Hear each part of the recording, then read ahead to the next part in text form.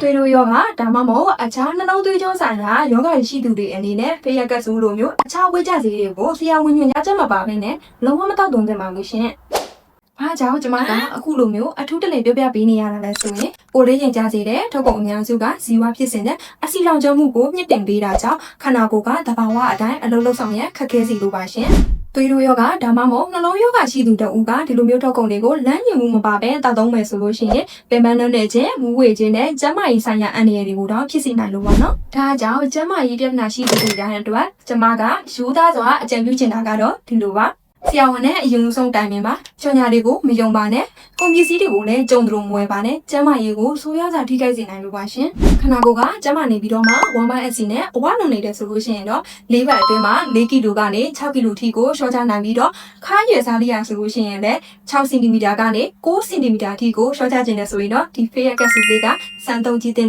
ရွေးချယ်မှုတစ်ခုပါ